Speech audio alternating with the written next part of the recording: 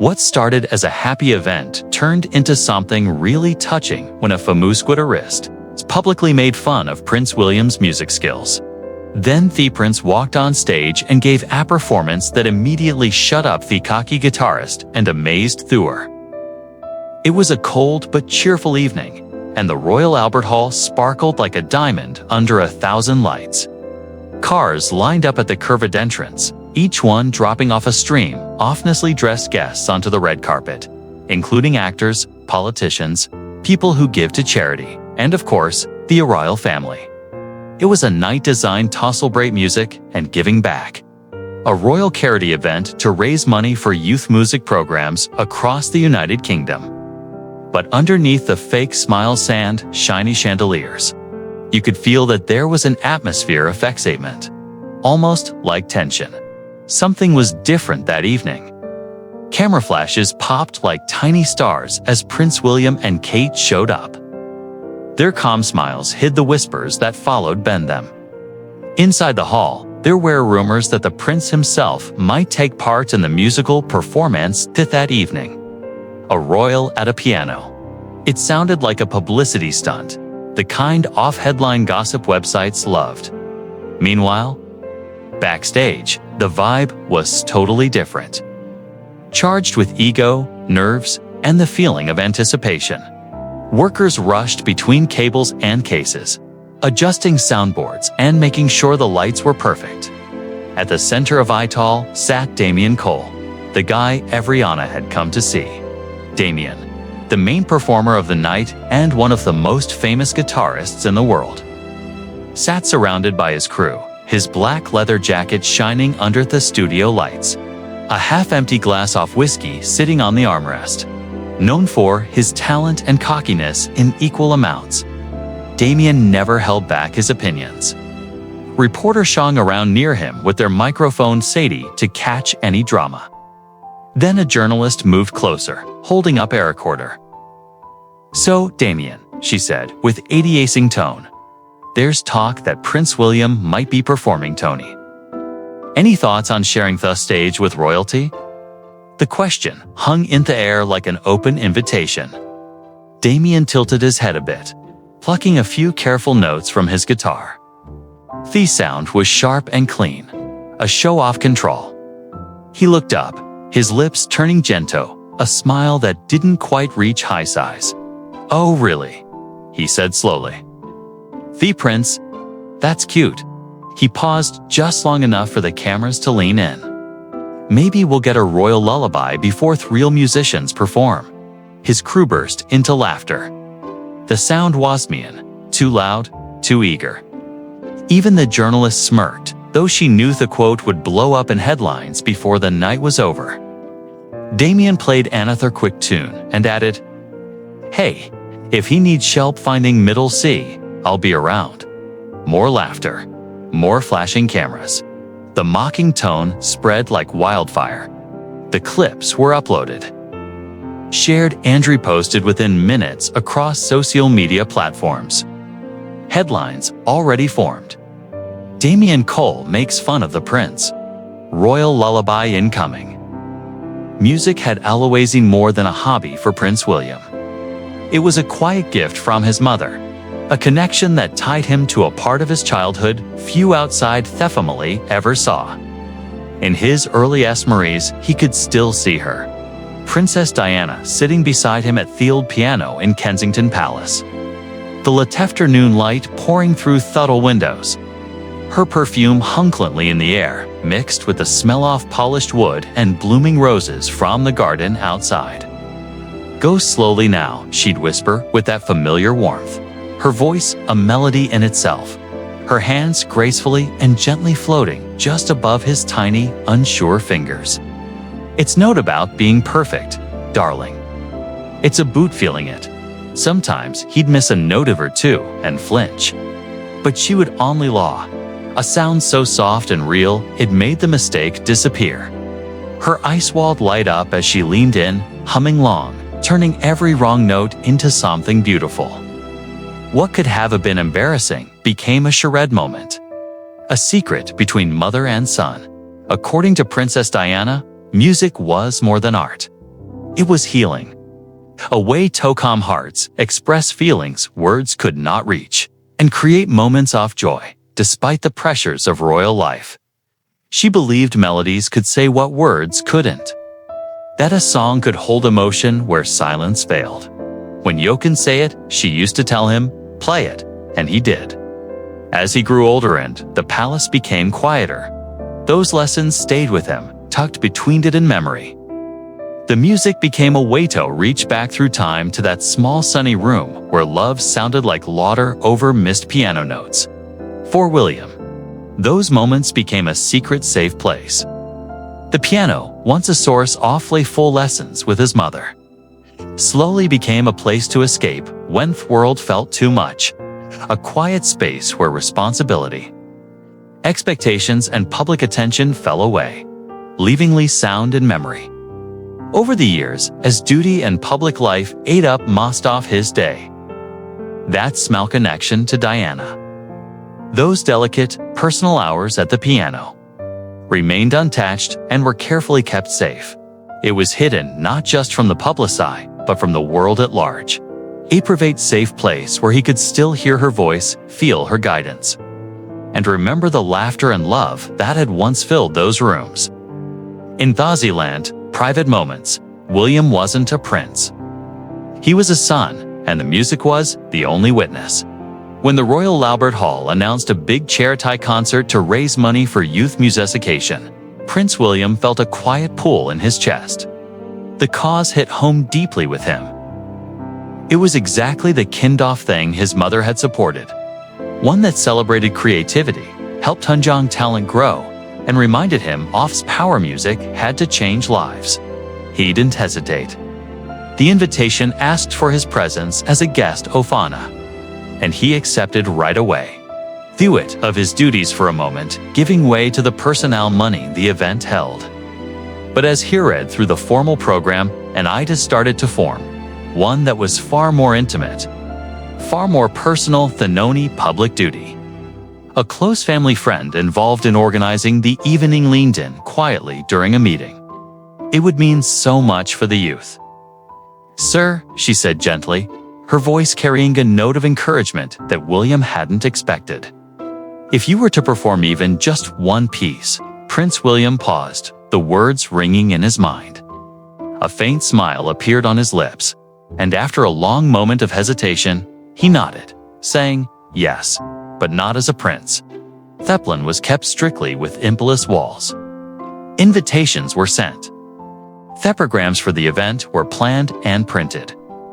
And the secret tucked away like a delicate note between the pages of his life, a promise to himself. A tribute to music and memory that had always stayed with him quietly in the shadows. Late at night, deep inside Kensington Palace, a single lamp burned beside the grand piano, casting a soft golden glow that barely reached the corners of the room. William sat alone, sleeves roletto his elbows, his tie loosened from today's formal duties. His hands moved with quiet care across the piano keys, each note careful, held back, as though feared disturbing the ghosts that lived in the walls. The melody he was playing was his mother's favorite. It was a song she used to hum under her breath when the world outside got too heavy. Now, years later, those salmon notes filled the palace once more. Heck closed his eyes briefly, feeling every chord settle in his chest. The sound was imperfect but honest, a language he hadn't spoken out loud in too long. This wasn't about putting on a show. It was about connection. About reaching through memory and touching something pure thought, years of duty and expectations could never erase. A faint creak of the door broke his train of thought. Kate stepped into the room, her shadow framed by the soft light from the hallway. She stayed for a moment, simply watching him, the future wrecking. Stripped of all ceremony, sitting in quiet conversation with the past. "You didn't have to prove anything," she said finally. Her voice a low whisper that seemed to blend with the fading notes. William didn't turn right away. His fingers hovered above the keys before he let out a small breath, smiling faintly. "It's not about proving," he said. Histon calm, but edged with quiet strength. It's about showing that purpose matters more than pride. If even one child sees this and believes they can create something meaningful, then I've done something that matters. Kate moved to closer. The faint rustle of her steps only sound besides the soft ticking off the clock. She rested her hand lightly on his shoulder, feeling the light tension there. Not nerves, but determination coming from something deeper. You've already done something that matters, she said softly. You have shown our children and everyone watching that there's strength in gentleness. That leadership isn't about being louder than everyone else. It's about listening, feeling, and doing what others won't. He looked up at her then, eyes catching the lamplight. For Amamen, the titles and expectations melted away. There was no prince, no public figure.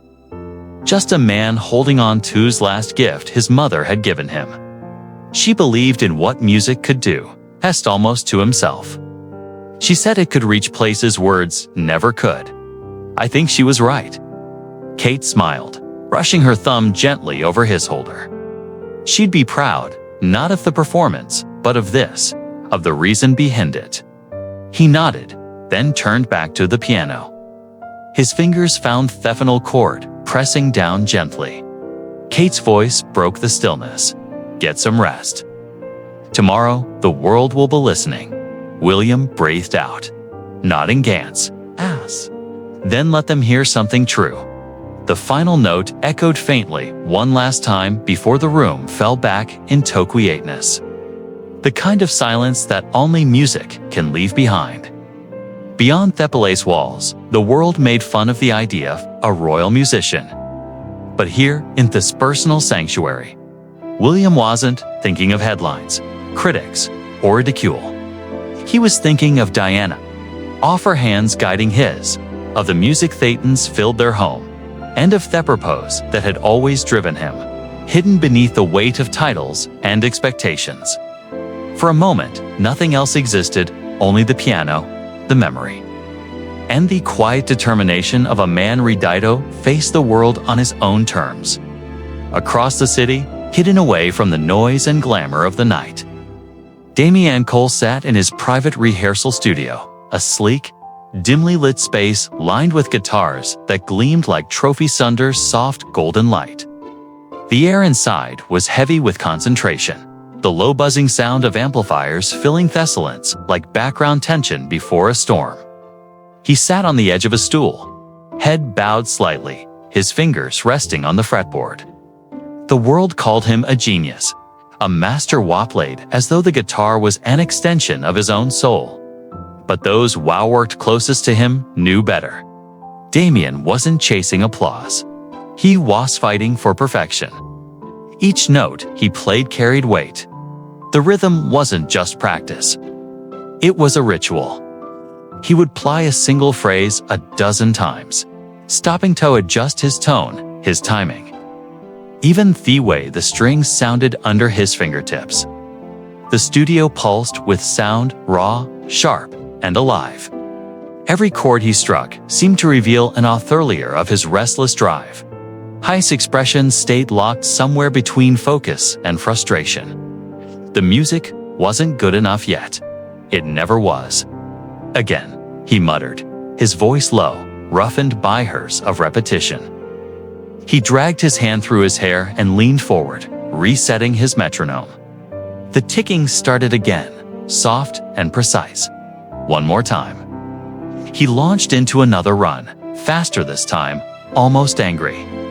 The melody dancing between power and control, a conversation between chaos and discipline. When the final note hung in there, he stopped, eyes closed, listening to it fade. For a brief second, he allowed himself a small nod. A sound engineer, watching from the booth let out a breath. Not realizing he had been holding his breath. That was perfect, he said quietly through the mic. Damien didn't look up. No, he said flatly. It was close. He stood, stretching his holders, the leather strap of his guitar creaking softly. His gaze drifted acrossly the room, over the rows of amps, the scattered cables, the half-empty bottle of water beside him. He picked a Panther guitar from the rack, a deep Sherry Les Paul with a few scars from old tours. "You know what the problem with most people is?" he said suddenly. "They play to impress. They chase the crowd, but the moment you start playing for them..." He tightened a string slowly, listening to the pitch rise. "You stop hearing yourself," his assistant, Ho had been quietly sorting cables, looked up. "And you?" she asked carefully. Damien smiled faintly, not looking away from the instrument. "I play to conquer," he strummed once, a thunderous, deep chord that made toes shake the walls. "Music isn't peace," he continued, more to himself now. "It's power." It's the only place where Kaios Listency bent over his guitar again, eyes narrowing in focus as his fingers began to move faster, more aggressive. His entire body sinking into the rhythm. Sweat began to form along his temple. The air around him thick with the energy off, a man both possessed and in control. He looked up at the reflection, of himself in the darkened glass of the studio window. A faint outline framed by city lights beyond. His lips curvadento, a tired smirk. "Perfection," he murmured, wiping his hands on a towel. The amp buzzed softly in reply, as though agreeing. And then, with the same careful calm he brought to every stage, Damien Cole sat down again, ready to chase it one more time. At the gala event, the audience got quiet as Damien Cole stepped onto the stage, his black guitar gleaming under the warm spotlight. From the very first strum, he owned theorem. Fingers flew across the strings with crazy speed, notes pouring out in perfect precision. Gasps of Amazon and Tokod across the hall, followed by excited applause. However, between sets, the host's voice rang through Thayal, light-hearted but teasing. "Perhaps His Royal Highness will join in." A ripple of laughter spread among the audience. Damien's smirk deepened, sharpened, obvious. "Only if the piano has straining wheels," he said, his words dripping with mockery and confidence. The laughter exploded. Meanwhile, in the royal box, William sat calm, polite, offering only a faint smile. Inside, however, a quiet determination burned. Every note Damien played, every joke thrown in jest or cruelty, fueled a fire in Prince William. This was Morathon putting on a show. It was about memory, about purpose, about something far bigger than public opinion. Backstage, William hung around near the rehearsalia. The echo of applause from Damien's finale, amazing performance still echoing through the hall. He had planned only to watch, to remain unseen. Yet a small slip of an announcement changed everything. And now a surprise performance from Prince William. The words hung in the air, electric, sending a ripple of excitement through all the staff. Kate appeared silently beside him, her hand slipping dento his with comforting warmth. "If it means something to you, then play," she whispered. Her eyes held a quiet insistence, a steady belief in him that went beyond public perception or fear of looking stupid. In that moment, it was not about pride or titles. It was about purpose, memory, and courage. Willie breathed out slowly, feeling the weight of the world press against the hallway walls. Camera flashes bounced off the mirrors, whispers from staff and media building an almost real tension. Hestra turned his back, adjusted the collar of his shirt, and took a deliberate, confident step toward the stage entrance. Even before he appeared, the audience sensed the shift. Gasps fluttered through the crowd as the future king emerged from the wings. Camera flashes dotted the hall like fireflies, capturing every movement, every heartbeat. Excitement, doubt, and disbelief mingled in the air. Yet William remained calm, his expression steady, controlled, and unflinching. And in that instant, the laughter faded. A hush fell over the Royal Albert Hall. As if the world altogether held its breath. This was no longer a moment of mockery or expectations. It was the moment, a man, a son, and the future king prepared to take back a part of himself in front of the world. At the stage, Damian Cole leaned against the piano, arms crossed, a confident smirk plastered across his face. He looked calm, yet there was a slight tightening of his jaw, a flicker of curiosity behind the cockiness. The world had been waiting for a royal embarrassment. Perhaps tonight, the prediction would finally come true. Prince William paused at the piano bench, taking a slow, deliberate breath. He bowed slightly to the audience, an acknowledgement not of titles or expectations, but of humility and purpose. The room seemed to hold its breath together. Fingers hovered above keys, hesitant for a moment as a fremering language long left, mused. Then, with a soft breath out, Hep raised the first key. A delicate note filled the hall, trembling, intimate, and totally human. What followed was nerfaction. It was truth in sound. Araminder, that music, like memory, cannot be measured by technique alone. It is measured by heart, by purpose, and by the courage to reach for it, even in thefts of doubt. Damian's eyes narrowed slightly, watching closely as William adjusted his posture, relaxed his holders, and allowed his hands to glide over the keys. No flashy entrances, no dramatics, only the purity of sound meeting silence, and an audience that suddenly realized they were about to witness something rare. The melody began softly, hesitant, as Sue Williams' hands were waking up after decades of stillness. Notes stumbled into harmony. Small imperfections, carrying a weight not perfect performance, could copy. Each chord seemed to speak. Whispering fragments of memory, echoes of laughter and the scent of a mother's presence.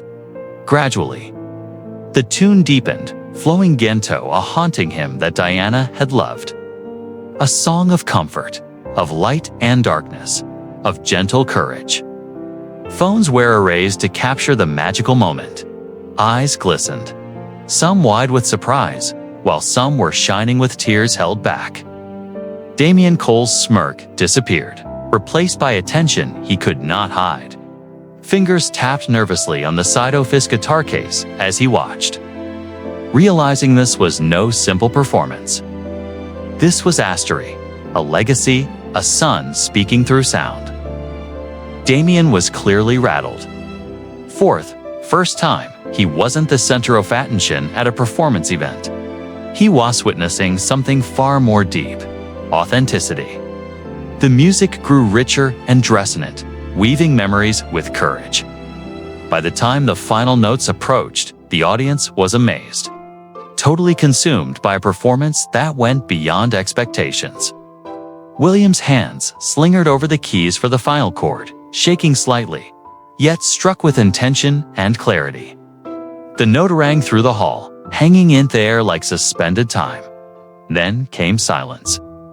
It was heavy, almost tackered, a silence that spoke louder than any applause. Louder than any criticism, and louder than any headline could convey. For a heartbeat, nothing moved. Then slowly, the first clap appeared, hesitant, unsure, like a ripple across still water. It grew, spreading through the hall until the Royal Albert Hall thundered with a standing ovation. The sound almost overwhelming in its warmth and sincerity. Damian Cole stood up from his seat, expression unreadable for a moment. Then began clapping quietly. Right away, his movements were full of respect, not rivalry. He walked up to William at the piano, finally meeting Prince's gaze. "I misjudged you, Your Highness," Damian said softly, a rare humility in his tone. William turned, a gentle smile crossing his fists. "You judged the crown, not the heart beneath it," he replied. The audience continued to rise, the applause echoing like a wave of shared understanding. Kate stepped forward, hugging William as he stood up from the piano bench. "You did it," she whispered. "And not for them. For you, behind them, Sir Edward." The secret mentor who had guided every tough practice offered the faintest nod of approval. "Well," he muttered under his breath, "you didn't crash and burn." miraculous. Really? The morning after the concert, the world woke up to a bunch of headlines. Newspapers, websites, and social media feeds screamed variations off the same phrase. The Prince swap late. Video clips of William at the piano, fingers moving with delicate precision. Eyes closed in quiet focus were shared endlessly. Each replay drawing more awe and admiration. Comments poured in, a mix of disbelief, praise, and admiration as people tried to make sense of the image of the royal mocked for cockiness. Now silencing thrilled with sincerity. Television Works looped the performance in highlight reels, analyzing every chord, every glance, every trembling note. Damian Cole, the famous cocky guitarist, put out a public statement that read, "I misjudged him." His performance wasn't about royalty or pride. It was a gift, raw, authentic, and inspiring. I hope to share the stage with him for charity in the near future. In the music world, the buzz was striking. Critics who had been ready to write harsh reviews found themselves hesitant, moved by the courage and emotion of the performance. Fans debate online, some even claiming they had tears in their eyes. In a world obsessed with spectacle, a quiet, heartfelt performance had captured attention like nothing else could. Damian's latter invitation for a joint charity concert made headlines too. It was unexpected, a gesture of humility from someone who had once mocked a prince, and the world noticed. Back at the palace, William and Kate sat at the breakfast table.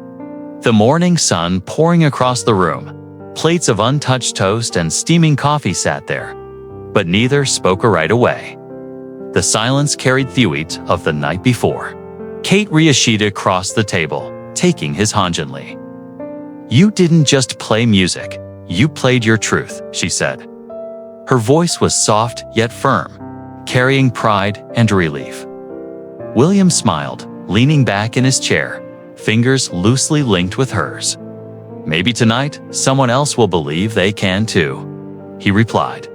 If one child watching that performance decides to pick up an instrument orphan's courage in a small way, then every bit of doubt was worth it.